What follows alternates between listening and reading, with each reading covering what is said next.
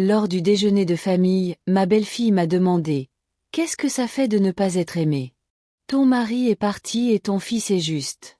J'attends ton argent. » Tout le monde a ri, sauf moi. J'ai dit: « Voyons voir. Comment vous survivez tous sans que l'être aimé ne paie un centime? » C'est à ce moment-là qu'ils ont réalisé ce qu'ils avaient fait. Mais je me suis précipitée. Laissez-moi vous raconter comment j'en suis arrivée là. Assis à ma table, entouré de gens qui étaient censés m'aimer, me sentant plus seule que jamais depuis les funérailles de Robert, 3 ans auparavant. C'était un dimanche. En octobre, un de ces jours frais d'automne où la lumière filtre à travers les fenêtres juste comme il faut. J'avais passé. Matin, je prépare le plat préféré de Michael, un rôti avec des carottes glacées au miel, la même recette que je faisais. Depuis ses 7 ans, la table de la salle à manger était dressée avec la porcelaine de ma grand-mère, et les couverts étaient polis. Jusqu'à ce qu'ils brillent. Des fleurs fraîches de mon jardin disposées dans le vase en cristal que Robert m'a offert pour nos 20 ans.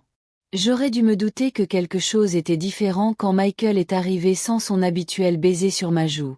Au lieu de ça, on m'a à peine reconnu. Avant de continuer, indiquez d'où vous regardez et si vous êtes abonné à la chaîne.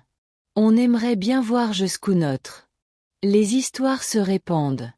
Il se dirige droit vers le salon où il allume immédiatement la télévision. Jessica le suit. Lui, ses talons de créateur claquant sur mon parquet avec une précision irritante. Elle portait un nouveau manteau. Cachemire, coûtait probablement plus cher que mon budget mensuel d'épicerie, et ce sourire particulier qu'elle réservait à occasion où elle voulait quelque chose. Les enfants, Emma et le petit David, se sont précipités vers le jardin sans leur câlin enthousiaste habituel. Grand-mère et les lanards, on peut jouer à la balançoire? Demanda Emma par-dessus son épaule, mais elle était déjà dehors avant que je puisse répondre. À 8 et 10 ans, ils étaient à cet âge où tout allait vite, où les grand-mères étaient reléguées au second plan, à moins qu'elles ne fournissent activement des divertissements ou des friandises. Je me tenais sur le seuil de ma cuisine.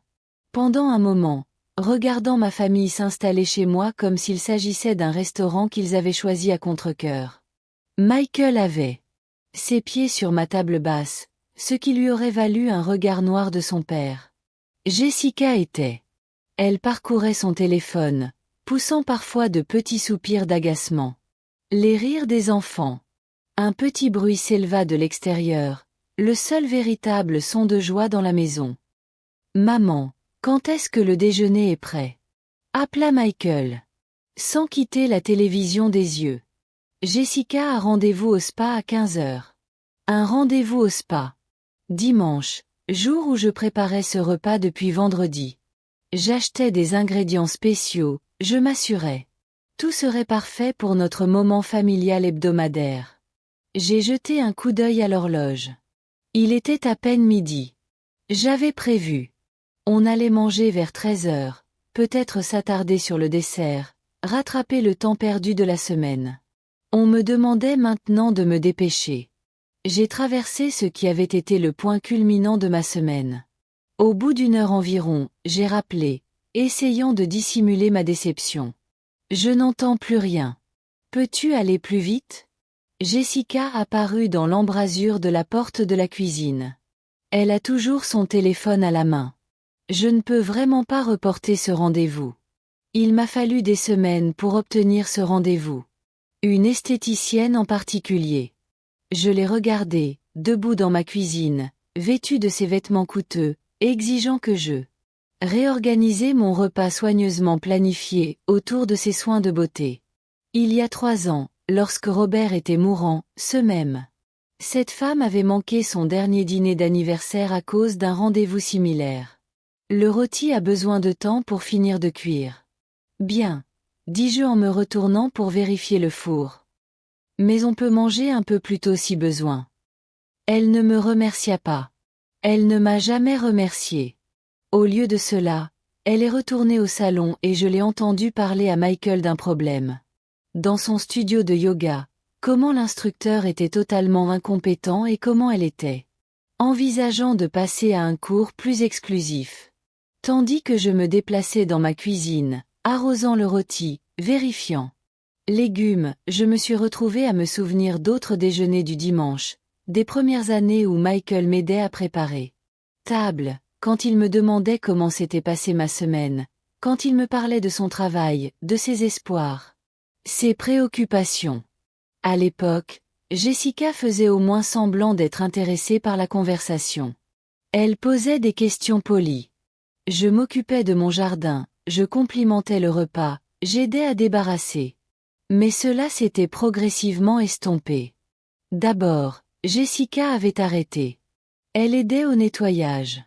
Elle avait des coups de fil à passer, des emails à rattraper, toujours quelque chose de plus important que aider la femme qui avait passé des heures à préparer le repas.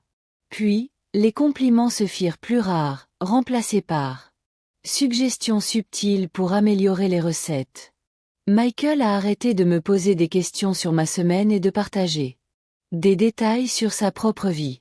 Les visites des enfants étaient de plus en plus axées sur ce que je pouvais leur apporter. Des jouets, des friandises, des activités, plutôt que de simplement passer du temps ensemble. Quand étais-je devenu le serviteur de la famille? Quand avais-je le rôle de matriarche adoré s'est-il transformé en traiteur pratique? La minuterie a sonné, me tirant de mes pensées. J'ai tiré.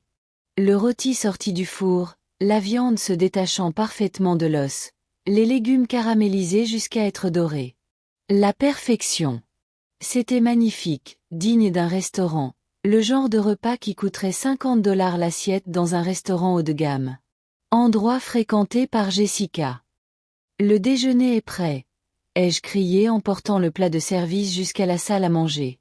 Ils étaient rassemblés autour de ma table avec l'enthousiasme de ceux qui s'acquittent d'une obligation. Michael découpa le rôti avec une efficacité mécanique tandis que Jessica examinait sa manucure. Les enfants s'agitaient sur leur siège, demandant déjà quand ils purent retourner dehors. Ça a l'air bien, maman, dit Michael. Et pendant un instant, je sentis une lueur de chaleur qui caractérisait autrefois nos réunions de famille. Merci, ma chérie. Je sais combien tu as toujours aimé ça. En fait, interrompit Jessica en se servant une petite portion avec précaution. On essaie de manger moins de viande rouge. C'est terrible pour l'environnement et les problèmes de cholestérol à notre époque. Elle laissa la phrase en suspens. Comme si mon repas préparé avec amour était en réalité une tentative de nuire à leur santé. J'ai senti ma poitrine se serrer. Je ne savais pas. Tu aurais pu le mentionner quand je t'ai demandé ce que tu voulais que je fasse. Oh, c'est bon pour aujourd'hui, dit-elle d'un ton léger. Vague dédaigneuse. Juste quelque chose à garder à l'esprit pour l'avenir. La conversation qui suivit fut guindée, ponctuée de. Le téléphone de Jessica vibrait, avec ce qu'elle prétendait être des messages urgents qui ne pouvaient pas attendre. Michael parlait de travail. Stress, à propos de clients difficiles, à propos de sa fatigue constante. Quand j'ai essayé de lui poser des questions complémentaires. Quand il proposait son soutien ou ses conseils, il répondait brièvement et changeait de sujet. Grand-mère, est-ce que je peux avoir plus de purée? Des pommes de terre? Demanda le petit David. Et j'étais reconnaissante de son enthousiasme. Bien sûr, ma puce. Veux-tu plus de carottes? Et toi aussi? Non, merci. Maman dit, les carottes font grossir. J'ai jeté un coup d'œil à Jessica, toujours concentrée sur son téléphone. Les carottes. Ça fait grossir. Les carottes fraîches de mon jardin. Glacées au miel comme ma mère me l'avait appris. Maintenant classées comme dangereuses. La nourriture dans l'esprit de mon petit-fils. Les carottes sont vraiment très saines, dis-je doucement. Elles aident à mieux voir et donnent l'énergie pour jouer. Jessica pense probablement à la teneur en sucre. Michael dit rapidement, comme s'il devait se défendre. Les recommandations nutritionnelles de sa femme. Elle a beaucoup lu sur les sucres cachés et les légumes. Le repas. Cela a continué de cette façon avec ma famille en train de picorer la nourriture que j'avais passé des heures à préparer tout en discutant de sujets qui semblaient conçus pour m'exclure. Le drame de Jessica avec son professeur de yoga, les frustrations de Michael au golf. Les enfants. Activité que j'étais apparemment trop vieux jeu pour comprendre correctement. Je me suis retrouvée à manger mécaniquement, essayant. Pour avaler la boule qui me serrait la gorge. Ce n'était pas comme ça que les repas de famille étaient censés se dérouler. Ce n'était pas comme ça. J'avais imaginé passer mes dimanches après-midi en tant que veuve, entourée des gens qui étaient censés m'aimer. La plupart. En fait, Eleanor, dit soudain Jessica en posant sa fourchette avec un clic définitif. Il y a quelque chose. Michael et moi avions l'intention de discuter avec toi. L'utilisation de mon prénom au lieu de « maman » m'a fait froid dans le dos. Colonne vertébrale. Jessica ne m'appelait Eleanor que lorsqu'elle était sur le point de dire quelque chose de particulièrement désagréable. Oh, je réussis à poser ma propre fourchette. Michael s'agita, mal à l'aise, sur son siège, mais ne me regarda pas dans les yeux. Peu importe. Il allait venir, il allait laisser sa femme le livrer. Nous avons discuté de votre situation, continua Jessica. Il faisait des gestes autour de ma salle à manger comme s'il s'agissait d'un problème à résoudre. Cette grande maison, tout seul. Il faut qu'elle. Être si solitaire et coûteux à entretenir. J'ai senti le sang se retirer de mon visage. Situation, ma maison où j'ai vécu 32 ans, où j'ai élevé Michael. Où Robert et moi avaient construit notre vie ensemble, où chaque pièce abritait des souvenirs précieux. Apparemment, cette situation nécessitait leur intervention. J'ai réussi, dis-je doucement. Et vous, vous en êtes-vous sorti? La voix de Jessica prit ce ton condescendant qu'elle utilisait pour expliquer les choses aux enfants. Je veux dire, je pense vraiment. À quand remonte votre dernière sortie en société? À quand remonte votre dernière activité rien que pour vous? Des questions flottaient dans l'air comme des accusations. À quand remonte ma dernière sortie en société?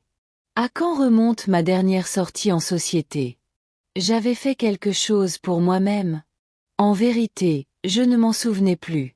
Quoi exactement? Tu suggères quoi? Demandai-je, même si je commençais à soupçonner que je ne voulais pas entendre la réponse. Michael finit par. Il prit la parole d'une voix soigneusement neutre. Nous avons trouvé cette charmante résidence pour seniors à environ 20 minutes de chez nous. Maison. Vie autonome, mais avec activité et opportunités sociales. Une résidence pour personnes âgées. Il voulait y mettre. Moi dans une communauté de personnes âgées pour pouvoir passer du temps avec d'autres personnes de mon âge, comme si ma vraie famille en avait assez. Ils acceptaient ma présence dans leur vie. Tu crois que je devrais vendre ma maison? Les mots étaient plus petits que je ne le pensais. Je voulais le faire. Pas le vendre, dit rapidement Jessica. Enfin, oui, éventuellement. Mais, voyez cela comme une occasion de vous simplifier la vie. Plus besoin de jardiner. Plus besoin d'entretien de la maison. Vous pourriez commencer à vivre pour vous-même au lieu de vous trémousser dans cette grande maison vide. Vous trémoussez comme un objet en vrac dans un contenant trop grand. C'est ainsi qu'il me voyait. Une femme dont la vie était devenue trop petite pour elle. Environnement, dont l'existence avait diminué au point où elle avait besoin d'être reconditionnée en quelque chose de plus gérable. J'adore ma maison, dis-je enfin. Robert et moi avons choisi chaque couleur de peinture. J'ai planté tous les arbres de ce jardin. Michael a appris à faire du vélo dans l'allée. Mais c'est exactement ça. Un problème, interrompit gentiment Jessica. Tu vis dans le passé. Robert est parti depuis 3 ans, et Eleanor. Tu ne peux pas construire un avenir en s'accrochant aux souvenirs. Avec sa désinvolture, elle a balayé 32 ans de ma vie, 32 ans de souvenirs et d'amour. Et l'histoire de ma famille m'a coupé le souffle. Comme si l'amour, la perte et les lieux qui contenaient nos expériences les plus profondes étaient Des obstacles à surmonter plutôt que des trésors à honorer. Après leur départ, Jessica se précipita vers son spa. Rendez-vous, Michael promettant de m'appeler pendant la semaine, les enfants me serrant dans leurs bras au revoir avec une affection distraite, je me suis assis. Seul dans ma salle à manger, entouré des débris de notre repas, le rôti que personne n'avait fini, les légumes que étaient apparemment trop riches en sucre caché, le vin qui n'avait pas été touché parce que Jessica était en train de se purifier. Michael conduisait. La porcelaine de ma grand-mère, qui finirait probablement dans une vente immobilière si je déménageais dans une maison de retraite. Communauté où tout était fourni et où les effets personnels devaient être réduits au minimum. C'est alors que les larmes ont finalement coulé. Est venu. Non pas les doux pleurs de quelqu'un qui s'apitoie sur son sort, mais les sanglots durs et tremblants de quelqu'un qui venait de réaliser à quel point elle était devenue complètement invisible, comment son amour avait été reclassé comme un fardeau, la maison redéfinie comme un problème, son existence même réduite à quelque chose qui devait être géré plus efficacement. J'ai pleuré pour Robert, qui aurait été consterné par cette conversation. J'ai pleuré pour la jeune mère que j'avais été, qui avait. Je croyais qu'élever un fils aimant signifiait lui assurer un avenir plein d'amour. J'ai pleuré la femme que j'étais devenue. Apparemment. Quelqu'un dont les sentiments et les désirs comptaient moins que le bien-être des autres.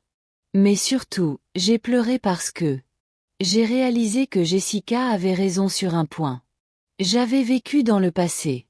Je m'accrochais aux souvenirs, permettant à ma vie de se réduire à ces rencontres hebdomadaires où je jouais le rôle de soutien familial tout en m'adaptant lentement.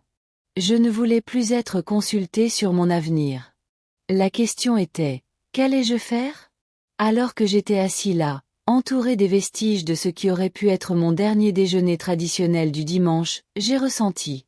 Quelque chose se déplaçait en moi. Quelque chose qui ressemblait moins à du chagrin qu'à de la colère.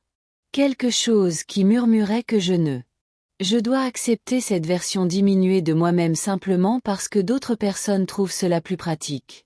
Quelque chose qui suggéra qu'il était peut-être temps d'arrêter de vivre pour les autres et de commencer à vivre pour Elané. Le lendemain matin, je me suis réveillée avec les yeux gonflés et une clarté que je n'avais pas ressentie depuis des années. Pleurer jusqu'à en perdre la raison crée un espace pour. La vérité était là. J'avais vécu ma vie en somnambule pendant 3 ans. J'avais préparé mon café. Dans la cuisine silencieuse où la vaisselle de la veille reposait encore dans l'évier. Une chose qui aurait horrifié les anciens. Eleanor, celle qui ne laissait jamais de désordre pour demain. Mais ce matin, cette vaisselle semblait la preuve de quelque chose. Important. Preuve que j'avais enfin arrêté de nettoyer après les gens qui ne prenaient pas la peine d'aider ou même de dire. Merci. J'ai apporté ma tasse jusqu'au vieux bureau de Robert, dans le bureau, celui que Jessica m'avait suggéré de donner à Noël dernier. Parce que ça prenait trop de place. De la place pourquoi? Elle ne m'avait jamais expliqué. J'ai sorti la boîte métallique où je rangeais mes dossiers. Il tenait des registres du ménage et commença à étaler des documents sur la surface en acajou que Robert avait poli avec amour pendant 20 ans. Relevés bancaires, factures de carte de crédit, reçus, papiers d'assurance, la paperasse banale de la vie quotidienne que j'ai géré automatiquement, sans jamais vraiment analyser les tendances qui émergeaient. Je regarde maintenant 3 ans de. Les documents financiers, classés chronologiquement, me permettaient de voir l'histoire qu'ils racontaient. Et ce n'était pas celle que je croyais avoir vécue. La révélation, c'était l'épicerie. Chaque déjeuner du dimanche me coûtait en moyenne 65 $. Parce que j'achetais des ingrédients chers, mais parce que j'en faisais toujours assez pour les restes que j'envoyais à la maison. Je dirais Michael et Jessica pour les déjeuners des enfants. Comme ça, vous n'aurez pas à cuisiner demain soir. 65 $ 52 dimanche 3. Année. Plus de 10 000 $ dépensés pour nourrir les gens qui critiquaient ma cuisine et préparaient les repas à la va-vite. Puis, il y avait les dépenses d'urgence. Mars 2022. 800 $ pour les soins dentaires d'Emma parce que Jessica L'assurance avait une franchise élevée. Juin 2022. $1 200 pour la réparation de la voiture de Michael. Parce qu'ils avaient déjà dépensé leurs économies pour des vacances au Mexique. Septembre 2022. $650 pour de nouveaux vêtements d'école pour les 2 enfants parce que tout ce qui date de l'année dernière est trop petit. Et vous savez comment? Les vêtements pour enfants sont chers de nos jours. Je me suis souvenu de chacune de ces conversations. Jessica appelait avec. Elle contenait à peine le stress dans sa voix, expliquant que des dépenses imprévues menaçaient leur budget. Michael ajouta. Ils détestaient demander, mais ils étaient vraiment dans une impasse. J'ai immédiatement signé des chèques, reconnaissant d'être utile. Je suis reconnaissant de pouvoir aider. Ce que je voyais maintenant, étalé en noir et blanc sur le bureau de Robert, était un motif que j'avais trop. Ils étaient sur le point de reconnaître. Tous les 2 ou 3 mois, une nouvelle crise survenait. Toujours urgente. Menaçant constamment leurs finances. Stabilité. Toujours besoin d'une aide immédiate et toujours suivie d'achats. Cela semblait contredire leurs affirmations de difficultés financières. Les vacances au Mexique ont eu lieu 3 semaines après. J'ai payé la réparation de la voiture de Michael. Le nouveau vélo d'Emma est arrivé dans leur garage 2 jours après avoir réglé sa facture dentaire. La collection de sacs à main de créateurs de Jessica semblait croître de façon exponentielle au cours de la même période au sujet de laquelle elle m'appelait. Budget serré et dépenses imprévues. Je me suis adossée au fauteuil de Robert et j'ai essayé de me souvenir quand ces demandes avaient été formulées. Commencer. Avant sa mort, Michael et Jessica ne nous avaient jamais demandé d'argent. Ils semblaient financièrement stables, même prospères. Jessica travaillait à temps partiel dans une boutique haut de gamme, et Michael avait un bon emploi dans une agence de marketing. Ils avaient acheté leur maison sans notre aide et avaient pris des vacances sans parler de leurs difficultés financières. La première demande avait. Environ 6 mois après les funérailles de Robert, Jessica avait appelé en pleurs, expliquant que Michael avait des difficultés. Au travail, que son chagrin affectait ses performances, qu'ils étaient en retard sur leur prêt immobilier. Puis-je aider? Juste cette fois, juste le temps qu'ils se remettent sur pied? J'avais signé le chèque immédiatement. Le deuil était imprévisible. Et si mon fils avait des difficultés, bien sûr, je l'aidais. Mais en regardant le calendrier maintenant, j'ai réalisé que c'était justement ça. Était autrefois devenu une attente mensuelle, et les performances professionnelles de Michael s'étaient apparemment suffisamment améliorées pour qu'il puisse. J'ai gagné des bonus qui ont financé des adhésions à des clubs de golf et des escapades de week-end. Plus j'étudiais les dossiers, plus j'en étais sûr. L'image est devenue. Je ne les aidais pas à traverser des difficultés financières temporaires. Je subventionnais un style de vie qu'ils ne pouvaient pas se permettre avec leurs propres revenus. Et, d'une certaine manière, ce faisant, j'étais devenu le problème qui nécessitait résoudre. Mon téléphone a sonné, interrompant mon archéologie financière. Le nom de Michael est apparu à l'écran. Salut, maman. Juste. Je voulais prendre de tes nouvelles après hier. Tu semblais un peu contrarié quand nous sommes partis. Un peu contrarié? Comme si ma réaction a.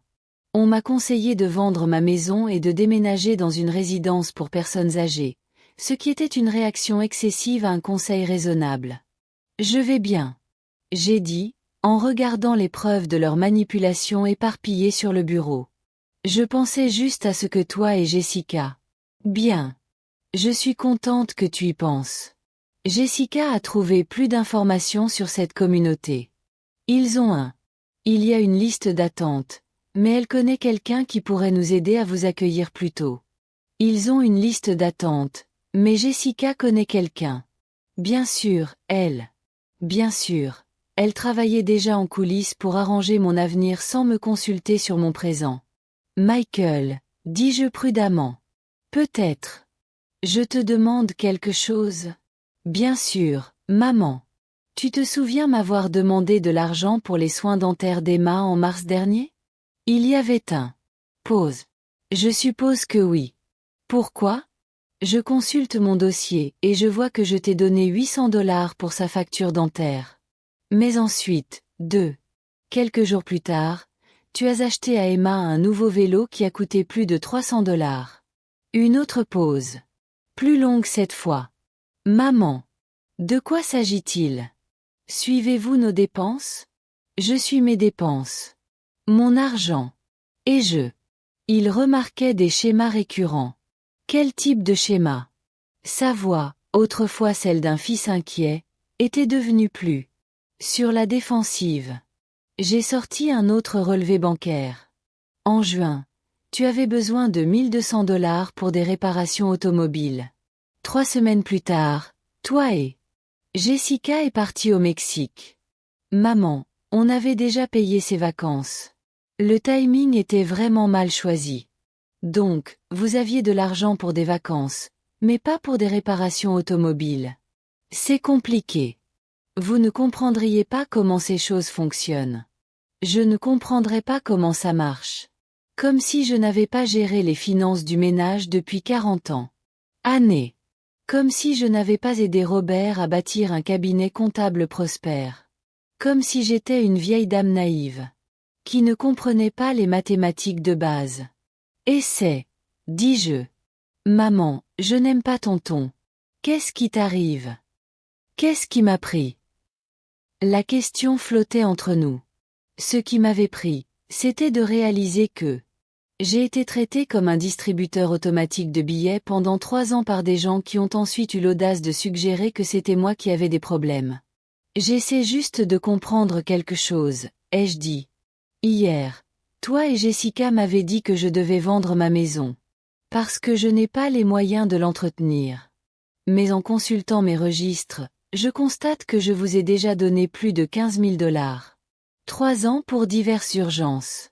Si je n'avais pas pris en charge tes dépenses, j'aurais peut-être plus d'argent pour les miennes. Maintenance. Le silence qui suivit fut révélateur. Pas de déni immédiat, pas de protestation choquée, pas d'assurance que j'allais. Mal compris. Juste un silence pendant que Michael réalisait que j'avais effectivement additionné les chiffres. Maman, on ne t'a jamais demandé d'argent que tu ne pouvais pas me donner. Comment sais-tu ce que je peux me permettre? On m'a posé des questions sur ma situation financière. Vous êtes-vous déjà demandé comment une veuve à revenu fixe peut continuer à payer ses chèques? Tu as toujours dit que c'était bien. Tu as toujours dit que tu étais heureux d'aider. Il avait raison. J'avais toujours dit. C'était bien. J'avais toujours dit que j'étais heureuse d'aider, car je pensais que c'était ça, l'amour. Être disponible. Être utile, être la solution à leurs problèmes. Je pensais que c'était ce que faisaient les mères. Michael, à quand remonte la dernière? La dernière fois que tu m'as demandé comment j'allais? Pas financièrement, mais personnellement. À quand remonte la dernière fois où tu m'as posé des questions sur ma vie, ma intérêt, mes sentiments sur quoi que ce soit? Une autre pause. On vous pose des questions sur tout le temps. Tu me demandes si je mange suffisamment, si je prends mes médicaments, si j'ai besoin de quelque chose au magasin. Tu me demandes ma santé et mon fonctionnement. À quand remonte la dernière fois où vous m'avez demandé ce que je lisais ou ce que je pensais de l'actualité? Événement ou si je suis heureuse. Le silence a duré si longtemps que je me suis demandé si la communication avait été coupée. Maman, je crois que tu es. C'est injuste. On se soucie de toi. C'est pourquoi on s'inquiète que tu vives seule dans cette grande maison. Tu t'inquiètes. À propos de moi vivant seule ou vous êtes préoccupé par les dépenses liées à l'entretien d'une maison que vous considérez comme la vôtre. Héritage éventuel. C'est terrible à dire. Est-ce mal? Maman, je crois. Tu dois te calmer. Tu n'as pas les idées claires. Je dois me calmer. Je n'ai pas les idées claires. Pareil. Des phrases que Jessica utilisait lorsqu'elle voulait rejeter mes opinions ou mettre fin à des conversations qui n'allaient pas dans son sens. En fait, Michael, je crois que je réfléchis plus clairement que je ne l'ai fait depuis des années, et je pense que cette conversation est terminée. J'ai raccroché. Je me suis levée avant qu'il puisse répondre. Mes mains tremblaient lorsque j'ai posé le téléphone, mais ce n'était pas de colère cette fois. C'était un sentiment de soulagement mêlé de terreur. Le soulagement d'avoir enfin dit ce qui devait être dit. Terrifiée à l'idée d'avoir irrémédiablement endommagé ma relation avec mon enfant unique. Mais en consultant les documents financiers, encore étalés sur le bureau de Robert, j'ai réalisé quelque chose d'important. La relation était déjà endommagée. Je n'avais tout simplement pas voulu le voir avant. Le vieil Elané aurait rappelé Michael immédiatement. Elle se serait excusée pour son ton, l'aurait rassuré en lui disant qu'elle continuerait bien sûr à l'aider du mieux qu'elle le pourrait. Le vieux Elané aurait arrangé les choses et aurait fait comme si la conversation n'avait jamais eu lieu. Au lieu de cela, j'ai rassemblé les relevés bancaires et les reçus, et les remettre au dossier. Preuves préservées, vérité documentée, réalité. Enfin reconnue. J'avais du travail à faire. Et pour la première fois en 3 ans. Mon travail ne consistait pas à faciliter la vie des autres. Il s'agissait de trouver comment rendre ma propre vie digne d'être vécue. La première étape était simple. Fini les « oui » automatiques à chaque demande. Fini les chèques émis sans poser de questions. Je ne croyais plus que l'amour signifiait être disponible à tout instant pour le bien des autres. J'avais 58 ans. Robert. J'étais partie depuis 3 ans et d'une manière ou d'une autre, en essayant de maintenir mon lien avec ma famille, j'avais perdu mon connexion avec moi-même. Il était temps de la retrouver. 2 semaines passèrent avant que Michael ne me rappelle. 2 semaines de un silence béni, empli d'activités que j'avais oubliées. J'ai lu 3 romans sans interruption. J'ai fait de longues promenades dans le quartier, remarquant des jardins et des détails architecturaux qui étaient devenus invisibles pendant mes années à courir entre les courses pour les autres. J'ai même pris la voiture pour aller au musée d'art en ville. Ce que je n'avais pas fait depuis la mort de Robert. La visite du musée m'a surpris. Je m'attendais à me sentir seule en déambulant seule dans les galeries, mais au lieu de cela, je me suis sentie libérée. Personne ne vérifiait leur montre ou soupirait d'impatience. Personne ne suggérait de passer à l'exposition suivante avant que je sois prêt. Je pourrais rester 20 minutes devant un tableau si je le voulais. Je pourrais lire chaque mot sur les plaques d'information. Je pourrais revenir en arrière pour revoir quelque chose. Dans l'aile contemporaine, j'ai été attirée par un tableau de femme. Assis seule à une table de cuisine. La lumière du matin filtrait à travers les fenêtres, une tasse de café et un livre ouvert. Devant elle. Le visage de la femme exprimait une sérénité que j'enviais. Elle semblait complète dans sa solitude, comme si elle avait trouvé quelque chose de précieux dans les moments de calme entre 2 obligations envers les autres. J'ai acheté une carte postale de ce tableau en guise de cadeau. Boutique, ainsi qu'un petit carnet à la belle couverture marbrée. Sur le chemin du retour, je n'arrêtais pas de penser à la femme dans le tableau. Quand avais-je ressenti une telle paix pour la dernière fois? Quand m'étais-je assis pour la dernière fois avec un livre et un café sans? Je planifiais mentalement le prochain repas à préparer ou le prochain service à rendre. Ce soir-là, j'ai fait une simple. Un dîner pour une personne, chose que j'avais évitée pendant des mois, car cela équivalait à un aveu de défaite. Au lieu de cela, j'avais l'impression. Victoire. J'ai dressé la table avec mes bons plats, allumé une bougie, me suis servi un verre de vin. J'ai mangé lentement, savourant mon. Je mangeais, je lisais en mangeant. C'était le repas le plus civilisé que j'avais pris depuis des mois. Quand Michael a finalement appelé, j'étais dans ma chambre. Élimination des fleurs fanées des rosiers et choix des vivaces à diviser à l'automne. Maman, il faut qu'on parle. Sa voix était tendue, plus formelle que d'habitude. Bonjour, Michael. Comment vas-tu? Je vais bien. Écoute. Jessica est vraiment bouleversée par notre dernière conversation. Elle a l'impression que tu lui en veux sans raison. Je me suis assis. Mon sécateur et je me suis assis sur le banc de jardin que Robert avait construit pour mes 50 ans. Je ne suis pas en colère contre Jessica pour aucune raison. Alors, quelle raison? Elle m'a toujours soutenue depuis la mort de papa. C'est elle qui a suggéré qu'on commence. Dîner en famille régulier. C'est elle qui s'inquiète de te voir vivre seule. Soutien. Le mot « sat » étrangement dans l'air entre nous.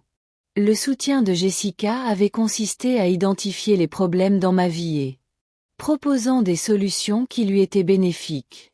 Son inquiétude de me voir vivre seule s'était traduite par une pression pour vendre le maison que j'aimais. Michael, te souviens-tu de ce que tu faisais pour le dîner du dimanche avant la mort de ton père? Que fais-tu? Tu veux dire? Je veux dire, chez qui es-tu venu? Qui a préparé les repas? Qui a payé les courses? Un silence. Nous avons tous pris. Il devient animateur. Parfois, on allait au restaurant et après sa mort. Tu as dit que tu voulais perpétuer la tradition. Tu as dit que cuisiner pour nous te donnait le sentiment d'être utile. Je l'avais dit dans les premiers jours de deuil, lorsque la maison semblait caverneusement vide et que j'étais désespéré de maintenir toute connexion qui semblait normale. Mais d'une certaine manière, prendre son tour était devenu Élélane cuisine toujours et perpétuer la tradition était devenu Élélanar qui servait pendant que tout le monde se plaignait. À quand remonte la dernière fois où voué? Jessica m'a invité chez toi pour le dîner de dimanche? Encore une pause. Plus longue cette fois. Notre salle à manger est plus petite. Et tu es un si bon cuisinier. On pensait que tu avais apprécié. Moi, j'ai apprécié. Au passé. Mais ça fait un bail que je n'ai pas apprécié. Ça faisait longtemps et personne ne semblait s'en apercevoir. Maman, si tu ne voulais pas cuisiner, tu aurais dû le dire. J'aurais dû. J'ai dit quelque chose. Comme si la charge de la communication reposait entièrement sur moi. Si c'était ma responsabilité de signaler que j'étais exploité. Michael, je vais te poser une question directe. J'aimerais une réponse directe. Au cours des 3 dernières années, combien d'argent Jessica et toi m'avez-vous demandé? Je ne sais pas. Je garde une trace de ce genre de choses. Je le fais. C'est plus de 15 000 $ pour des urgences qui se sont avérées ne pas en être, par exemple. Des besoins urgents suivis immédiatement d'achats de luxe. Maman, tu as proposé ton aide. Nous n'avons jamais exigé. N'importe quoi. Tu as raison. Je t'ai proposé, mais quand j'ai arrêté, quand j'ai commencé à poser des questions, tu m'as dit que je n'étais pas. Je réfléchissais clairement et j'avais besoin de me calmer. J'entendais la voix de Jessica en arrière-plan, trop lointaine pour. Je comprenais les mots, mais suffisamment près pour saisir le ton pressant. Michael suivait un coaching. Jessica veut savoir. Si elle peut te parler. Non. Le mot m'a surpris par sa fermeté. Je n'avais pas. J'avais prévu de refuser, mais quelque chose en moi s'est rebellé contre l'idée d'une autre conversation où Jessica expliquerait mes propres sentiments. Maman. Elle veut juste clarifier les choses. L'air est clair. J'ai enfin commencé à voir les choses clairement. Et ce que je vois, c'est qu'on me traite comme un dépanneur depuis 3 ans. Quand on a besoin de quelque chose, tu passes. Et quand tu ne viens pas, tu m'ignores. Ce n'est pas juste. Ce qui est injuste, c'est que tu aies 33 ans et que tu penses. Ta mère existe pour résoudre tes problèmes financiers et te fournir des repas gratuits pendant que tu critiques tout.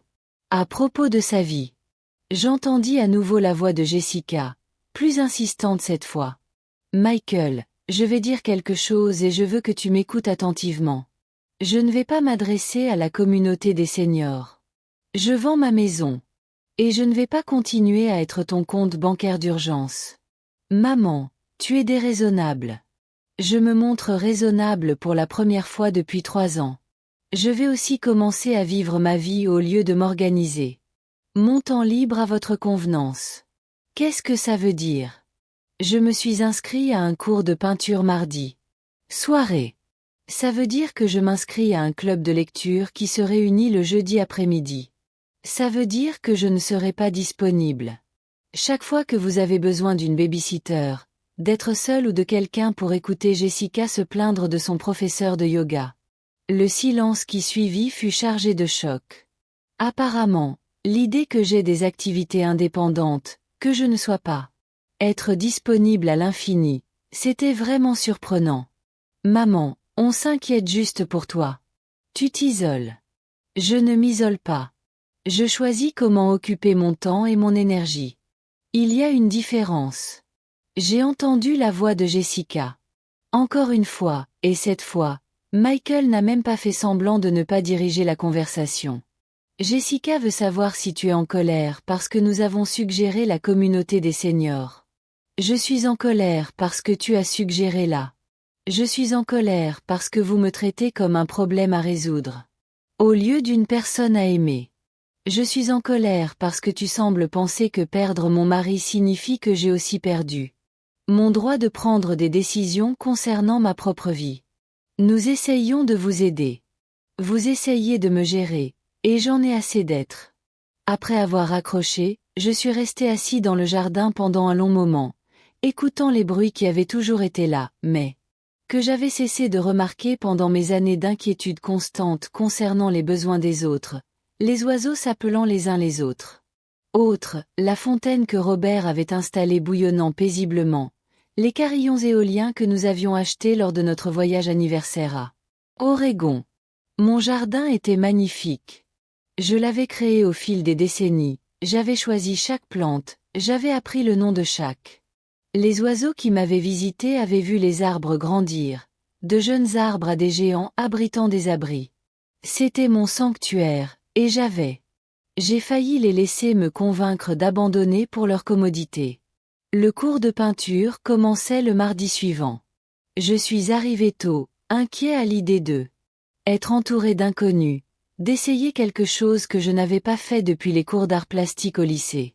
L'instructeur, une femme de mon âge, Patricia, m'a accueilli chaleureusement et m'a installé des provisions sur un chevalet près de la fenêtre. « Qu'est-ce qui t'a attiré vers la peinture ?» demanda-t-elle tandis que je tripotais mes pinceaux. « Je crois que je dois me rappeler qui je suis, dis-je alors. J'étais gêné par l'honnêteté de la réponse. Patricia sourit. C'est la meilleure raison que j'ai jamais entendue. L'autre. Les étudiants étaient d'âge et de niveau variés. Certains étaient clairement expérimentés, travaillant sur des paysages complexes et d'autres, comme moi, étaient débutants et peinaient à mélanger les couleurs. Mais personne ne semblait impatient d'apprendre. Personne n'a regardé sa montre ni suggéré de se dépêcher d'aller à la technique suivante. J'ai commencé par des exercices simples, des roues chromatiques, des coups de pinceau basiques, de petites études de fruits et fleurs. Mes premières tentatives furent terribles, mais Patricia m'a encouragé à me concentrer sur le processus plutôt que sur la résultat. L'art ne consiste pas à créer des chefs-d'œuvre, a-t-elle déclaré. Il s'agit apprendre à voir. Apprendre à voir. J'ai réalisé que j'avais marché comme un somnambule. J'ai vécu ma propre vie pendant des années, ne voyant que ce dont les autres avaient besoin de moi, sans jamais prêter attention à ce dont j'avais besoin pour moi-même. Le club était tout aussi révolutionnaire. 8 femmes âgées de 45 à 70 ans se sont réunies à l'arrière-boutique d'une librairie indépendante pour discuter de romans que je n'aurais jamais choisis moi-même. Le premier. Le livre raconte l'histoire d'une femme qui a quitté son mariage à 60 ans pour voyager à travers l'Italie. Certaines femmes ont pensé qu'elle était égoïste d'avoir abandonné son mari. Responsabilité. D'autres admiraient son courage. Qu'en penses-tu, Elané ? demanda Margaret, la chef du groupe. J'ai pensé à ma propre vie, aux responsabilités que j'avais assumées, à la différence entre l'amour et obligation. Je pense qu'elle a réalisé qu'elle avait vécu l'idée que quelqu'un d'autre se faisait de sa vie, ai-je dit. Et elle a décidé de découvrir ce qu'elle voulait vraiment. La conversation qui a suivi était différente de toutes celles que j'avais eues jusqu'à présent. Année. Ces femmes ont parlé de livres, mais aussi de leur vie, de leurs choix, de leurs regrets et de leurs espoirs. Elles. Ils étaient en désaccord les uns avec les autres, respectueusement. Ils posaient des questions parce qu'ils étaient sincèrement curieux de connaître les réponses. Ils ont écouté sans proposer immédiatement de solution ni de jugement. Après le club de lecture, nous sommes allés prendre un café à trois. Linda, une enseignante spécialisée dans le divorce au début de la soixantaine, a mentionné qu'elle avait commencé à prendre des cours de danse après son divorce. Finalisé. Mon ex-mari disait toujours que danser était frivole, a-t-elle dit. Il s'avère que j'adore ça. Je suis nulle, mais j'adore. Quel genre de danse? Ai-je demandé. Surtout de la danse de salon. Le professeur dit que avoir une bonne posture et un rythme naturel. Qui l'eût cru? Danser. J'adorais danser. Quand Robert et moi étions jeunes, mais nous avions arrêté quand les enfants étaient petits et, d'une manière ou d'une autre, nous n'avions jamais recommencé. L'idée de danser à 58 ans était à la fois exaltant et terrifiant. Est-ce cher? J'ai entendu dire. Je me suis demandé, pas vraiment, et la première leçon est gratuite si tu veux l'essayer. Ce soir-là, j'ai cherché le studio de danse en ligne. Il proposait des cours pour débutants, dont plusieurs. Conçus spécialement pour les personnes reprenant la danse après des années d'absence, les photos montraient des personnes de tous horizons. Des âges qui se succèdent, des visages rayonnants de concentration et de joie. J'ai ajouté le page, mais je ne me suis pas inscrit. Pas encore. Mais pour la première fois depuis des mois, je me suis endormie en pensant à cette possibilité. Au lieu de problème. Le lendemain matin, Jessica a appelé Elané. Je crois qu'on a mal commencé. Pied. J'aimerais t'inviter à déjeuner cette semaine. Juste tous les deux, pour qu'on puisse. On pourrait vraiment parler. Juste tous les deux. Comme ça, Jessica pourrait travailler sur moi sans l'intervention de Michael. Elle pourrait m'être utile. Un charme considérable pour me remettre dans le droit chemin. Je suis occupée cette semaine. Je me suis dit, et la semaine prochaine? Je suis occupée aussi. Éléanore, tu ne peux pas rester en colère éternellement. Je ne suis plus en colère, Jessica. Je ne suis tout simplement pas disponible. Et pour la première fois. En 3 ans, cela semblait être la vérité absolue. 3 mois s'étaient écoulés depuis que j'avais dit à Jessica que je n'étais pas disponible. 3. Des mois de cours de peinture où mes coups de pinceau tremblants se sont progressivement stabilisés en choix de couleurs confiants. 3 mois de discussions en club de lecture qui m'ont rappelé que j'avais des opinions qui méritaient d'être partagées. 3 mois de petites découvertes sûres qui étaient Élanore lorsqu'elle n'anticipait pas constamment les besoins des autres. Et 3 mois de silence radio de Michael et Jessica, à l'exception de brefs appels téléphoniques guindés où Michael me demandait si je me sentais bien. Mieux et si j'étais prêt à être raisonnable, comme si ma nouvelle indépendance était une maladie temporaire. J'étais en train de décorer les fleurs de mon jardin quand Linda m'a appelé du club de lecture. Éléanore, es-tu occupée jeudi soir? J'aimerais te présenter quelqu'un.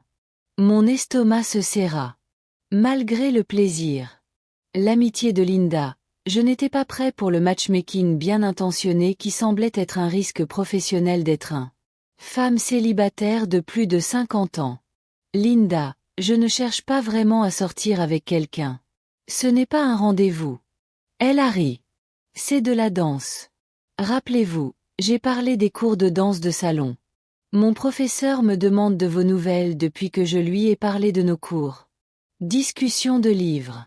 Apparemment, il recherche des étudiants plus matures qui apprécient l'art de la danse, pas juste des jeunes qui veulent danser sur de la pop.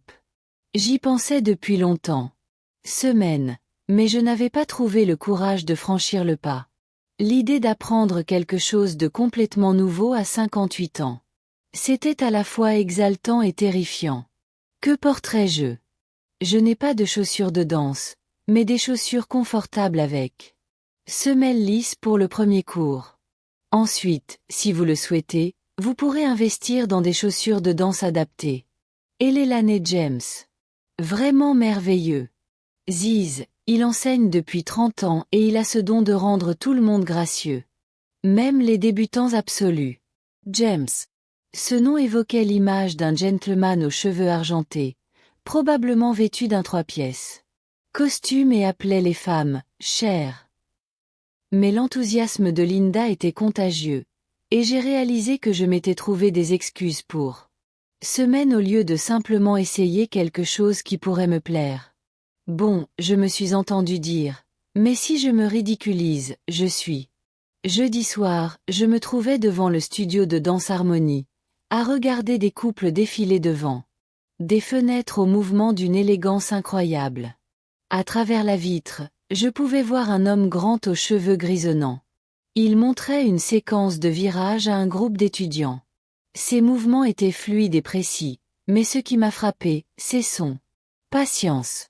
Lorsqu'un élève trébuchait, il souriait simplement et faisait une nouvelle démonstration, décomposant le mouvement en plus petit. Pièce facile à gérer. Ce doit être James, ai-je poussé la porte, et Linda s'est précipitée vers moi pour me saluer. Et l'année, Je suis venue. Laissez-moi vous présenter James. De près, il était plus jeune que je ne l'aurais cru, probablement la soixantaine, avec un regard bienveillant et ride d'expression qui suggérait quelqu'un qui trouvait une joie sincère dans son travail. Il portait un pantalon noir simple et une chemise blanche. Chemise boutonnée, élégante dans sa simplicité. Hélé Lanard, ravi de te rencontrer. Linda m'a dit que tu étais nouvelle. Danse, mais désireux d'apprendre. Sa voix était chaleureuse, avec un léger accent que je n'arrivais pas à identifier. Lorsqu'il tremblait. Ma main, sa prise était ferme mais douce. Les mains de quelqu'un qui guidait les gens à travers des mouvements sans forcer ni. Je n'ai pas dansé depuis mes 20 ans, ai-je admis. Je vais probablement être nul. Impossible, dit-il en souriant. Gênant au début, certes, mais terrible implique que vous fassiez quelque chose. C'est faux, et il n'y a pas de mauvaise façon de bouger en musique. Il existe seulement différentes façons de trouver son rythme. Le cours pour débutants. J'ai commencé par une posture de base et des pas de marche simples. James m'a montré comment tenir mon corps. Comment entrer en contact avec un partenaire sans me pencher ni me pousser. Comment ressentir la musique dans mon corps au lieu de simplement l'entendre dans mes oreilles. La danse est conversation, m'a-t-il expliqué en me guidant à travers un pas de boxe basique. Une personne suggère une direction, l'autre répond. Ce n'est pas une question de contrôle, c'est une question de communication. Communication. Ce mot a résonné d'une manière qu'il n'avait probablement pas prévue. J'ai repensé à mes récentes conversations avec Michael et Jessica. Comment ils avaient ressenti comme des batailles où une personne essayait de contrôler le résultat plutôt que des échanges où les deux personnes. Il écouta et répondit. Tu réfléchis trop, dit James doucement. Ressens la musique. Fais confiance à ton corps. Bouge. J'ai essayé d'arrêter d'analyser chaque pas, chaque placement de main, chaque erreur potentielle. Peu à peu, quelque chose déplacé. La musique semblait pénétrer mes os, et mes pieds se mirent à suivre des rythmes dont je ne me souvenais plus. James m'a conduit dans un virage simple. J'ai ressenti un moment de pure surprise, non pas parce que je l'avais exécuté parfaitement, mais parce que cela me semblait naturel. Voilà, dit-il, le visage s'illumine. C'est ça, la danse. Après le cours, Linda a insisté. Nous allons tous prendre un café. James nous rejoint avec 2 autres étudiants de la classe avancée, un couple marié. Leurs 70 ans qui bougeaient ensemble avec la grâce inconsciente de gens qui dansaient ensemble depuis des décennies. Depuis combien de temps dansez-vous tous les deux? Leur ai-je demandé. 43 ans, la femme. Hélène. On a commencé à prendre des cours pour notre mariage et on n'a jamais arrêté. C'est devenu notre rendez-vous du vendredi. Tradition. Même en élevant des enfants, en changeant de travail, en déménageant, ajouta son mari. La danse était notre constante. Notre temps ensemble lorsque nous n'étions ni parents, ni employés, ni propriétaires, mais simplement partenaires déménageants. Musique. Je les ai vus partager un regard d'une intimité si facile que j'ai ressenti une pointe de solitude mêlée à autre chose. J'espère peut-être que la possibilité que le partenariat ne signifie pas nécessairement se perdre, que l'amour pourrait consister à se mettre en valeur l'un l'autre plutôt qu'à se en baisse. Et toi, James? Demanda Linda. Comment es-tu devenu enseignant? J'étais planificateur financier pendant 25 ans, dit-il, ce qui m'a surpris. Je l'avais toujours imaginé danseur. Comme s'il était sorti du ventre de sa mère en faisant du foxtrot. Ma femme et moi avons commencé à prendre des cours pour passer du temps ensemble. Pendant une période particulièrement stressante de notre mariage. Après son décès, il y a 5 ans, j'ai réalisé que la danse était une des rares choses qui me procurait encore une joie pure. J'ai donc obtenu une certification pour enseigner à un veuf, une veuve, quelqu'un qui comprit le chagrin particulier de la perte d'un partenaire de vie, le défi de reconstruire une identité qui avait été. Nous étions ensemble depuis des décennies.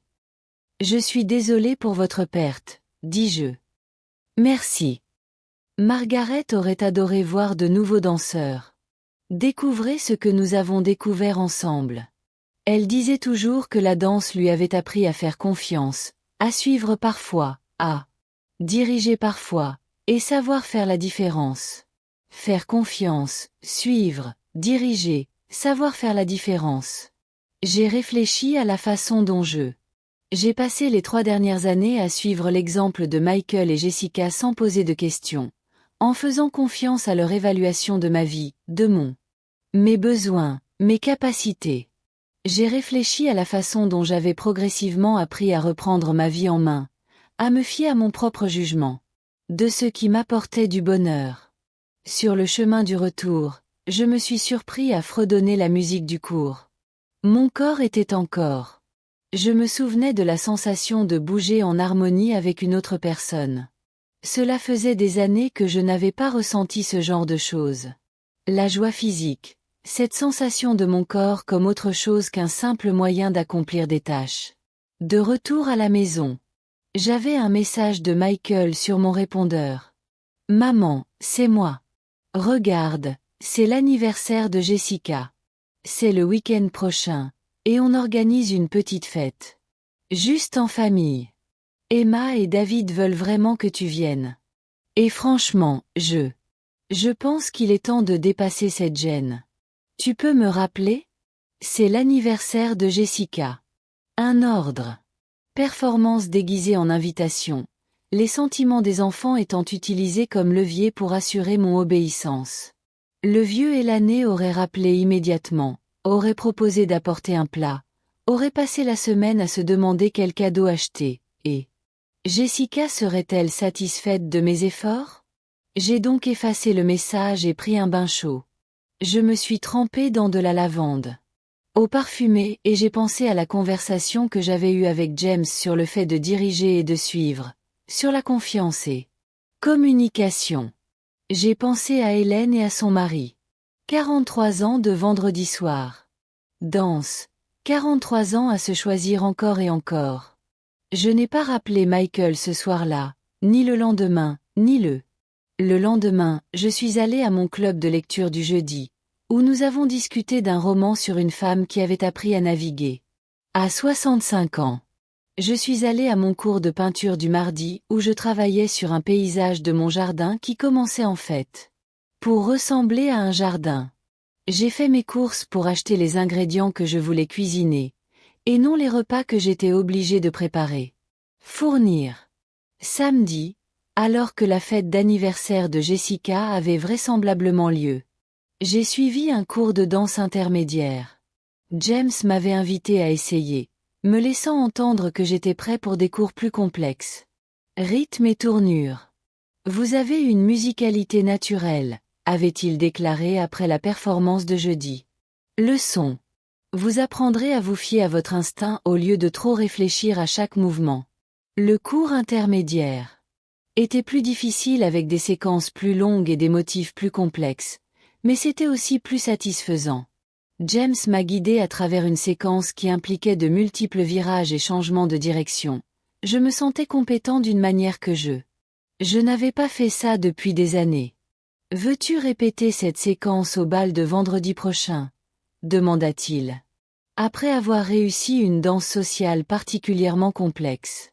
Une fois par mois, nous organisons une soirée où les étudiants peuvent s'entraîner avec différents partenaires et tester ce qu'ils ont appris dans un cadre plus détendu. Très discret. Juste des gens qui aiment danser et qui se réunissent pour danser. L'idée de danser avec des inconnus, d'être social dans un contexte qui n'avait rien à voir avec les obligations familiales ou les vieilles amitiés, j'avais l'impression d'entrer dans une toute nouvelle version de moi-même. J'aimerais bien, dis-je. Excellent. Je pense que vous constaterez que danser avec différents partenaires vous apprend des choses sur votre propre style que vous ne pouvez pas apprendre en dansant avec une seule personne. Sur le chemin du retour, mon téléphone a sonné. Michael, encore. Maman, je n'arrive pas à croire que tu ne sois pas venue à la fête de Jessica. Emma a continué. Demandez où était grand-mère. Comment suis-je censée expliquer à une enfant de 8 ans que sa grand-mère a une sorte de la crise de la quarantaine. Crise de la quarantaine? Comme si on voulait être traité avec respect. Si je poursuivais des intérêts qui m'apportaient de la joie. Comme si refuser d'être pris pour acquis était un trouble psychologique. Cela nécessitait un diagnostic et un traitement. Tu pourrais expliquer que grand-mère apprend à danser, ai-je dit. Apprendre à danser? Maman, de quoi tu parles? Je prends des cours de danse de salon, les mardis et jeudis, et des danses sociales une fois par semaine. Moi. En fait, je suis plutôt douée. Le silence qui a suivi a été si long que je me suis demandé si l'appel avait été coupé. Maman. Est-ce que tu sors avec quelqu'un? La question était si incrédule et alarmée que j'ai failli rire, comme si l'idée que j'ai des relations amoureuses était à la fois impossible et menaçante. J'apprends à danser, Michael. Ce n'est pas. C'est comme les rencontres. Mais il y a des hommes dans ces classes. Il y a des gens dans ces classes. Des hommes et des femmes qui aiment bouger. En musique. C'est un concept original, je sais. Maman, je pense que tu dois faire attention. Il y a des hommes qui ciblent les veuves, qui recherchent des femmes seules et riches. Des femmes seules et riches. Est-ce ainsi qu'il me voyait? Non. Comme sa mère, non pas comme une femme avec des intérêts, des désirs et le droit de rechercher le bonheur, mais comme une personne potentielle. Une victime dont le jugement n'était pas fiable. Je ne me sens plus seule, Michael, et je ne suis pas aussi vulnérable que tu sembles le croire. Qu'est-ce que c'est? Qu'est-ce que ça veut dire? Ça veut dire que j'ai appris des choses sur moi-même ces derniers mois. J'ai appris que je suis parfaitement. Je suis capable de prendre des décisions concernant ma propre vie. J'ai appris que j'apprécie d'avoir des centres d'intérêt qui n'ont rien à voir avec les besoins des autres. Et j'ai appris qu'être seul n'est pas synonyme de solitude. Après avoir raccroché, je me suis assis. J'ai garé ma voiture un instant, le temps de digérer ce que je venais de dire. Être seul n'est pas synonyme de solitude. Pendant 3 ans, j'ai été entouré de ma famille, je me sentais profondément isolé. Je choisissais la solitude, mais je me sentais plus connecté à moi-même et vers de nouvelles possibilités. Plus vastes que celles que j'avais connues depuis des années. Demain, c'était dimanche. Dans mon ancienne routine, j'aurais passé. Aujourd'hui, je fais les courses, je nettoie la maison, je me prépare pour une autre obligation déguisée en temps de famille. Au lieu de cela, j'allais m'entraîner à faire des pas de danse dans mon salon et planifier ce que je voulais peindre la semaine prochaine. Pour la première fois. Depuis la mort de Robert, j'attendais avec impatience le lendemain. Le bal mensuel était tout ce que James m'avait promis. La salle polyvalente du centre communautaire brillait d'un éclairage doux, des couples se déplaçant sur le sol avec des rythmes variés. Des degrés d'habileté différents, mais des expressions universelles de joie. Veux-tu commencer par une valse? Demanda James. Il m'a offert son bras avec une politesse formelle. Alors que nous passions à la mesure 3/4, j'ai réalisé que ma nervosité était infondée. C'était tout simplement de la danse. Le plaisir du mouvement et de la musique partagée entre amis. Tu as tellement progressé, dit-il. Dit-il alors que nous prenions un virage naturel. Tu fais confiance à la musique au lieu de compter les temps. Il avait raison. Danser avait cessé d'être des pas mémorisés, et était devenu une conversation entre mon corps et mon rythme. Je me sentais gracieuse d'une manière que je n'avais pas connue depuis mes 20 ans. Je crois que j'apprends à me faire confiance à nouveau, dis-je, surprise par mon honnêteté. C'est la leçon la plus importante que l'on enseigne en danse. Quand on se fait confiance, on peut faire confiance à son partenaire. J'ai dansé avec. J'ai rencontré plusieurs partenaires ce soir-là, mais je me suis retrouvée à revenir vers James entre les 7. Il posait des questions pertinentes. À propos de mon club de peinture et de lecture, a partagé des histoires sur son ancienne carrière, m'a parlé du jardin communautaire où il. Je ne m'attendais pas à trouver autant de sens à ma retraite, a-t-il dit alors que nous partagions de l'eau pendant une pause. Margaret est morte, je croyais que ma vie pleine de sens était terminée. Mais il s'avère que certaines parties de moi-même n'avaient jamais été développées. Tout en me concentrant sur mon rôle de mari et de soutien de famille. J'ai parfaitement compris. Pendant 35 ans. Pendant des années, j'ai été définie par mes relations avec les autres, ma femme, ma mère, ma grand-mère.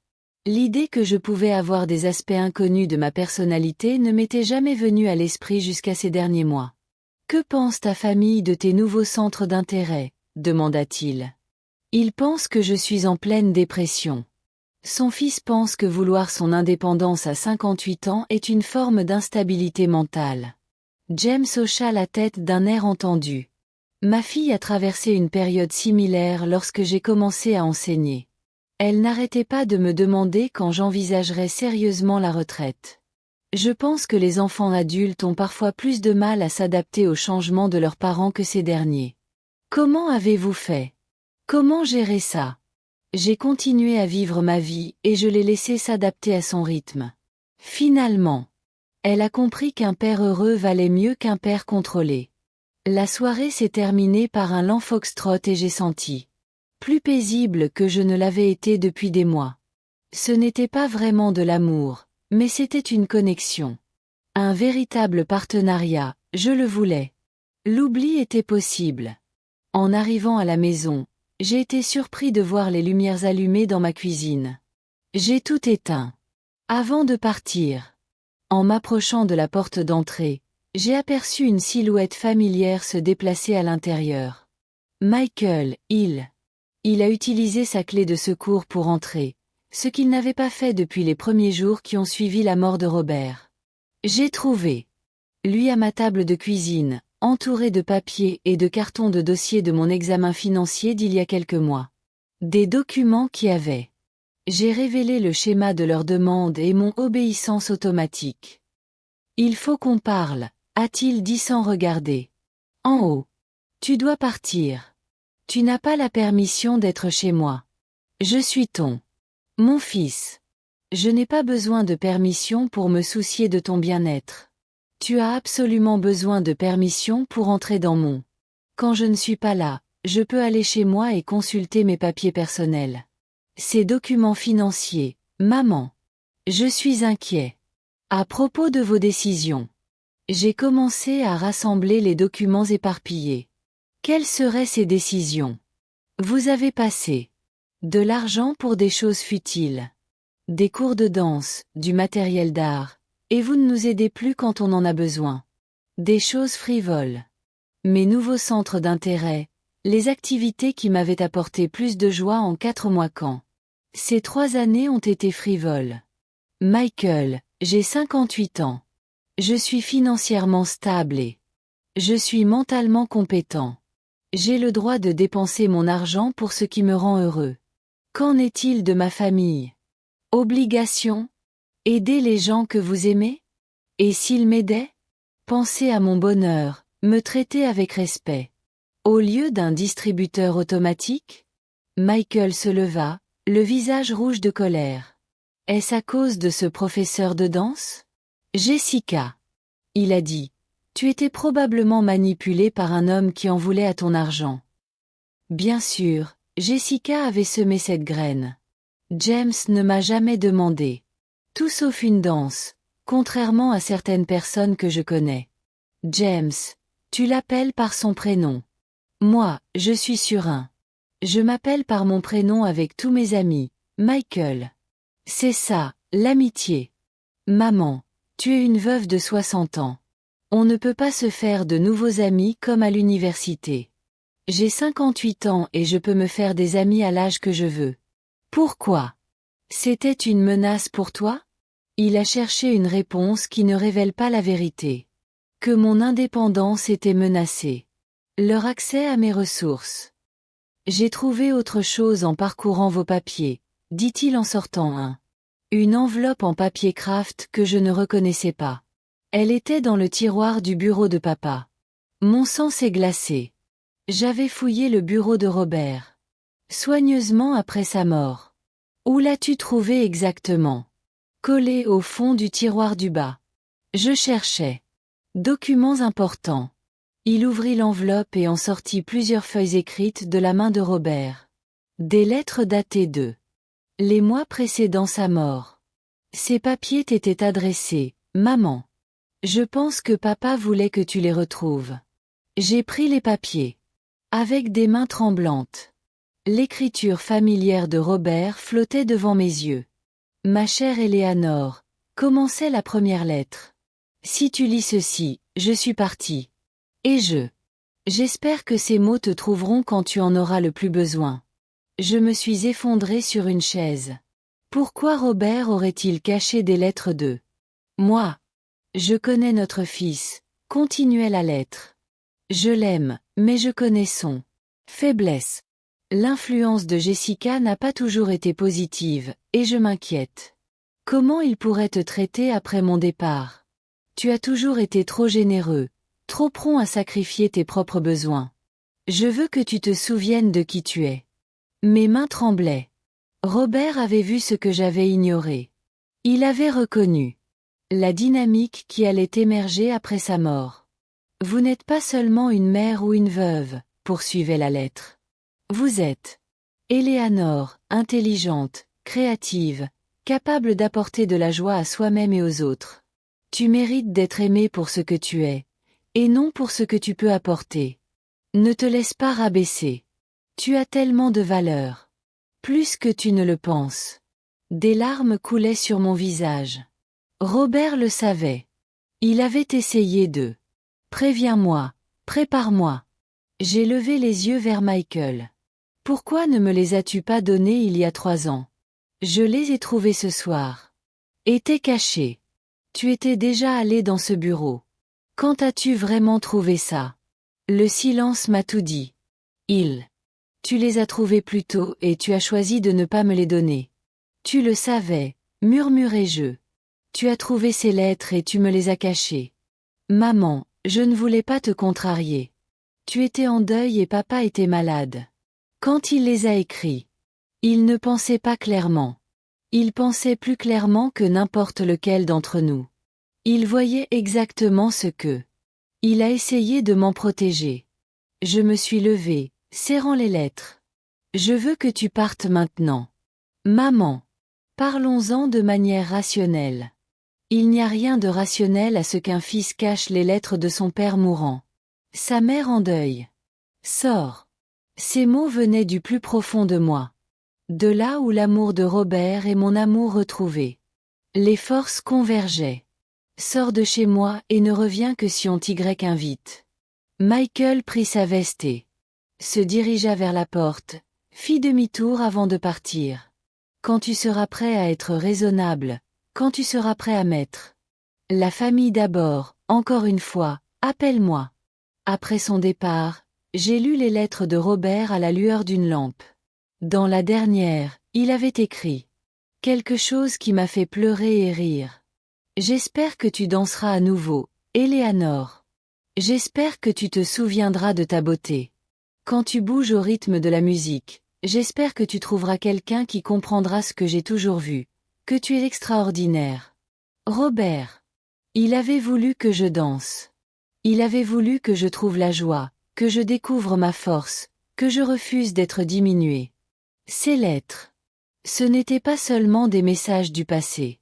C'était une permission de continuer à devenir la femme que j'étais censée être.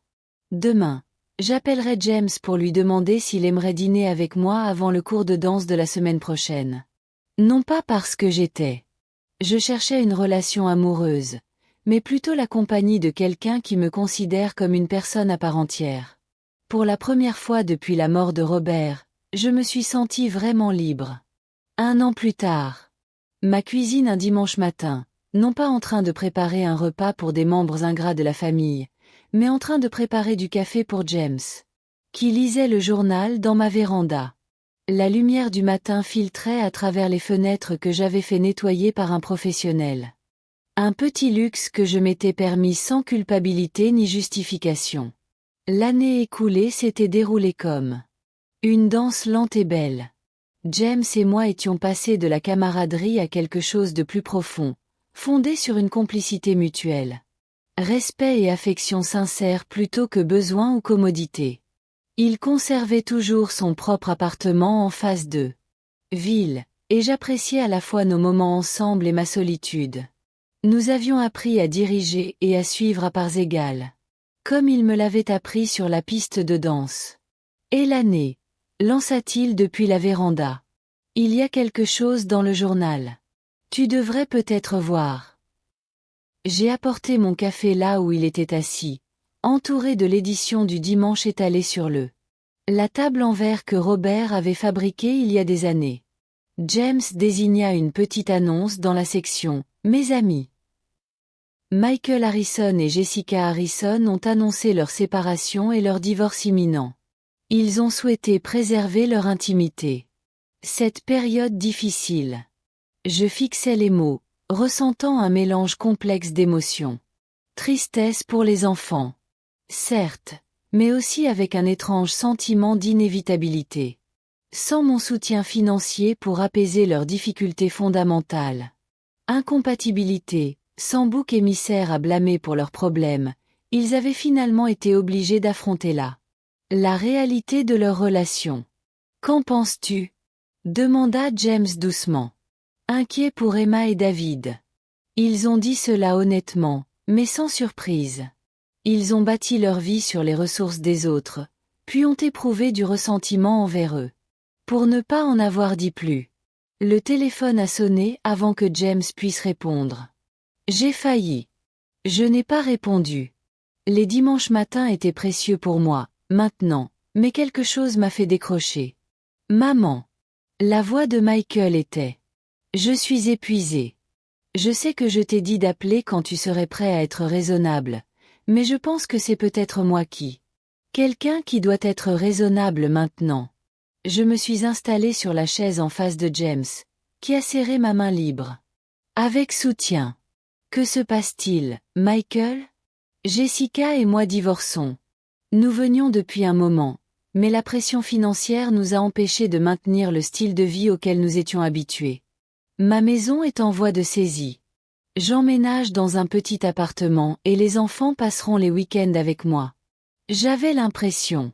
J'éprouvais une pointe de compassion pour mon fils, mais aucune envie de le sauver. C'était la conséquence naturelle de ses choix.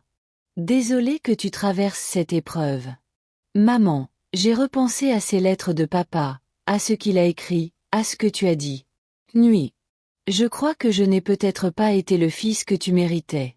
L'aveu flottait entre nous. Une partie de moi voulait pardonner immédiatement, me précipiter pour apporter réconfort et aide financière. Mais la partie la plus forte de moi-même, celle qui avait. J'ai grandi au cours de cette année transformatrice et j'ai attendu. Tu m'as manqué, a-t-il poursuivi. Emma et David me demandent constamment de tes nouvelles. Emma veut savoir pourquoi grand-mère ne vient plus au dîner du dimanche. Je ne savais pas comment lui expliquer qu'il n'y en avait plus. Plus de dîner du dimanche parce que c'est toi qui les as organisés. Et que lui as-tu dit? Je lui ai dit que grand-mère est. Elle apprenait à prendre soin d'elle-même, et c'est quelque chose que nous devons tous apprendre à faire. Je suis restée silencieuse un moment. Je comprends cette sagesse inattendue de mon fils. Michael, je ne vais pas te proposer de régler tes problèmes financiers. Je sais. Et je ne t'appelle pas pour te le demander. Je t'appelle pour te demander si on pourrait recommencer à zéro. Peut-être que je pourrais apprendre à être ton fils. Au lieu de « votre client ». Le choix du mot était pertinent et déchirant. Quoi? À quoi ça ressemblerait? Je pourrais peut-être t'inviter à dîner un de ces jours, c'est moi qui t'invite, et te poser des questions sur ta vie au lieu de raconter. Qu'est-ce qui ne va pas? Je pourrais peut-être rencontrer ce James dont Linda m'a parlé à l'épicerie. Linda, bien sûr. Elle avait croisé Michael et évoqué ma nouvelle vie. Mon amie du club de lecture n'avait jamais été très discrète. Tu as parlé à Linda. Elle a dit que tu avais l'air plus heureuse qu'elle ne l'avait été depuis des années. Elle a dit que toi et James prévoyiez un voyage en Italie. Au printemps.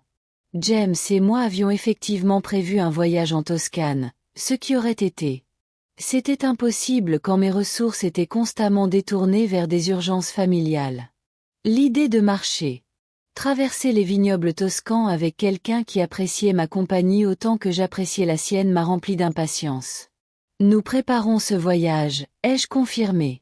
J'aimerais en savoir plus si tu acceptes de me voir. J'ai regardé James.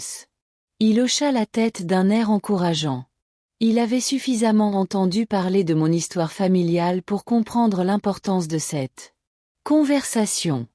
Michael, si nous voulons reconstruire notre relation, il faut que ce soit dans des conditions différentes. Je ne suis pas disponible pour. Soyez votre banque d'urgence. Je ne supporte pas d'être critiqué pour mes choix, ni de faire semblant que ces 3 dernières années n'ont pas eu lieu. Je comprends. Je veux aussi que tu comprennes que James est important pour moi. Ce n'est pas une phase ou une rébellion. C'est ma vie et il est une partie. J'aimerais le rencontrer s'il est d'accord. James hocha de nouveau la tête. Son expression était chaleureuse mais prudente. Il avait appris à protéger ce que nous avions construit ensemble. On pourrait dîner ensemble dimanche prochain, ai-je proposé. Tiens, tu peux amener Emma et David si tu veux. J'aimerais beaucoup. Beaucoup. Après avoir raccroché, James et moi sommes restés assis dans un silence confortable, réfléchissant à la conversation. Qu'en penses-tu? Demandai-je. Je pense que les gens peuvent changer quand ils sont contraints d'assumer les conséquences de leurs actes. La question est de savoir si ce changement est authentique ou s'il s'agit simplement d'une stratégie supplémentaire. J'avais raison d'être prudent. J'avais appris à me fier à mon instinct au cours de l'année écoulée, et mon instinct me disait que Michael. La crise financière lui avait enfin apporté la lucidité que son père espérait. Le dimanche suivant, Michael. Je suis arrivé avec Emma et David, qui se sont précipités pour me serrer dans leurs bras avec cette affection décomplexée qui m'avait cruellement manqué. Ils étaient plus grands, plus âgés, mais toujours mes petits-enfants qui se souvenaient des histoires et des traditions que nous avions partagées. Grand-mère. Et l'année, peux-tu m'apprendre à peindre? Demanda Emma. Papa répondit. Tu prends des cours d'art. J'adorerais t'apprendre, dis-je. Je le pensais vraiment. Michael avait l'air différent, plus mince, plus fatigué, mais en quelque sorte plus léger. Le poids de les attentes de Jessica avaient disparu de ses épaules. Maman, c'est magnifique, dit-il en regardant autour de ma maison, que j'avais lentement redécorée pour refléter mes propres goûts plutôt que les attentes familiales. J'avais oublié combien cette maison reçoit de lumière. James est arrivé avec des fleurs et une bouteille de vin, saluant Michael avec la même courtoisie attentionnée qu'il témoignait à tout le monde. J'ai vu mon fils observer cet homme qui était devenu si important pour moi. Il a remarqué la façon dont James a tiré ma chaise, m'a posé des questions sur ma peinture, a écouté mes opinions sans essayer de corriger ou les améliorer. Au dîner, un plat de pâtes simple, appris en cours de cuisine. La conversation est devenue plus naturelle qu'il ne l'avait été depuis des années. Michael m'a posé des questions sur mon voyage en Italie, mon club de lecture, mes progrès en peinture. Il nous a parlé de son nouvel emploi, son appartement plus petit, ses projets de reconstruction. Je réalise J'attendais des autres qu'ils fassent fonctionner ma vie, dit-il tandis que nous nous attardions sur le dessert. Jessica, toi, même là. Les enfants parfois, mais on ne peut pas construire une vraie vie sur ce que les autres nous offrent. Après le dîner, pendant que les enfants jouaient dans le jardin, et James aidait à faire la vaisselle, Michael et moi étions assis dans le salon où le portrait de Robert était toujours accroché. Au-dessus de la cheminée. J'ai retrouvé d'autres papiers de papa en faisant le ménage. A dit Michael. Des lettres qu'il m'a écrites et que je n'ai jamais ouvertes. Des conseils que j'étais trop occupée pour lire. Il a essayé de me mettre en garde contre beaucoup de choses. Ton père t'aimait beaucoup. Il t'aimait aussi. Et il avait raison à ce sujet. Ce qu'il disait dans ses lettres. Tu es extraordinaire, maman. J'avais juste oublié comment le voir. 3 mois plus tard, James et moi. Nous avons traversé un vignoble à Chianti, le soleil toscan nous caressant le visage. Nous avions passé 2 semaines à visiter des musées d'art. Suivre des cours de cuisine, danser sur les petites places des villages où les habitants nous ont accueillis comme si nous étions chez eux. Je t'ai dit aujourd'hui combien j'adorais voyager avec toi, demanda James en me prenant la main tandis que nous nous arrêtions pour admirer la vue. Seulement 2 fois, dis-je en riant. Tu deviens paresseux. Nous étions habitués aux marques d'affection, le simple plaisir d'être ensemble.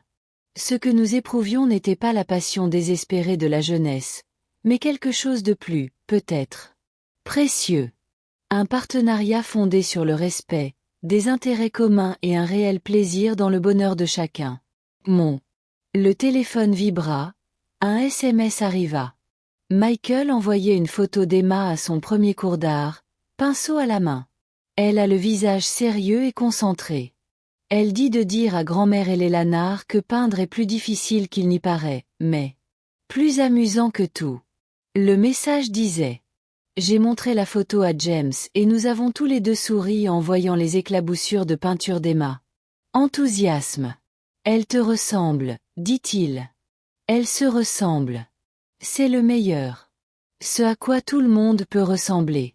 Ce soir-là, assis à la terrasse de notre petit hôtel, nous partagions une bouteille de vin local. En buvant du vin et en regardant le coucher de soleil sur les collines, je pensais au voyage qui m'avait amené ici. L'humiliation. Ce déjeuner en famille m'a semblé être un événement qui était arrivé à une autre personne. Une femme qui avait oublié sa propre valeur. Qui avait laissé les autres définir sa valeur. À quoi penses-tu? Demanda James. Comme tout est différent. C'est à quoi je pensais que ma vie ressemblerait à 59 ans. Mieux ou pire, infiniment mieux. Je pensais perdre. Robert voulait mettre fin à mon histoire. Ce fut le début d'un nouveau chapitre. Le lendemain matin, je me suis réveillée avant. James et nous sommes sortis sur le petit balcon de notre chambre. En contrebas, le village prenait vie. Les commerçants ouvraient leurs portes, les enfants marchant vers l'école, les voisins se saluant avec la familiarité confortable de gens qui choisissent pour construire une communauté ensemble. J'ai pensé à Eleanor, il y a 2 ans, pleurant sur la vaisselle d'un repas de famille où elle avait été traitée comme invisible. J'ai pensé à la femme du tableau au musée, sereine dans sa solitude. Je pensais aux lettres de Robert, à son espoir que je danserais à nouveau, que je me souviendrais de ma propre valeur. Tout cela m'avait conduit ici, à ce moment, à cet endroit, à cette vie que j'avais construite. En refusant d'accepter moins que ce que je méritais. Quand James s'est réveillé, j'étais déjà habillé, impatient d'explorer une autre Toscane. Ville, pour flâner dans un autre marché, pour goûter un autre vin local. Prêt pour l'aventure? Demanda-t-il en tendant la main vers mon main. Toujours, dis-je, et je le pensais vraiment. À 59 ans, j'avais appris le plus. Leçon importante de ma vie. Il n'est jamais trop tard pour se choisir soi-même. Il n'est jamais trop tard pour danser. Il n'est jamais trop tard. Il est tard pour découvrir que ton histoire est loin d'être terminée. Elle commence tout juste à devenir intéressante.